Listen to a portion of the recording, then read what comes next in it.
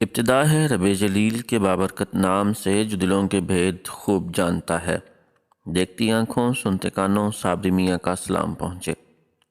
ناظرین محترم، ایک ہلکی داڑھی والا شخص حضرت عمر رضی اللہ تعالیٰ عنہ اور حضرت علی رضی اللہ تعالیٰ عنہ کے پاس بیٹھا تھا۔ اس کی آنکھیں اندر کو دھنسی ہوئی تھیں اور زبان ذکر و تسبیح میں مشغول تھی۔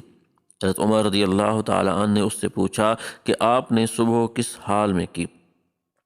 اس آدمی نے عجیب انداز سے جواب دیا کہ میں نے اس حال میں صبح کی کہ فتنہ کو پسند کرتا ہوں اور حق بات سے کراہت کرتا ہوں، بغیر وضو کے نماز پڑھتا ہوں، اور میرے لیے زمین پر وہ چیز ہے جو آسمان پر اللہ کے لیے نہیں ہے۔ یہ سن کر حضرت عمر رضی اللہ تعالیٰ عنہ طیش میں آ گئے اور اللہ کے دین کی خاطر انتقام لینے پر آمادہ ہو گئے اور اس شخص کو پکڑ کر سخت سزا دینے لگے۔ تو حضرت علی رضی اللہ تعالیٰ عنہ نے ہنستے ہوئے کہا، اے امیر المومنین، یہ شخص جو یہ کہتا ہے کہ وہ فتنہ کو پسند کرتا ہے تو اس سے اس کی مراد مال و اولاد ہے، جیسا کہ اللہ تعالیٰ کے اس فرمان میں مال و اولاد کو فتنہ کہا گیا ہے،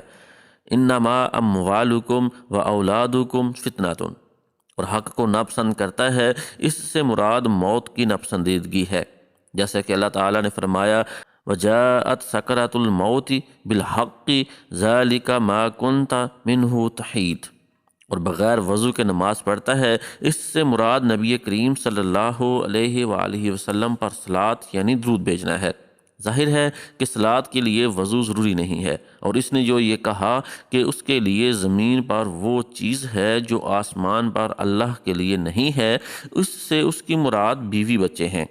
ظاہر ہے کہ اللہ کی نہ بیوی ہے اور نہ اولاد، وہ ذات تو یکتا بے نیاز ہے، نہ اس کی اولاد ہے اور نہ وہ کسی کی اولاد ہے، اور اس کا کوئی ہمسر نہیں۔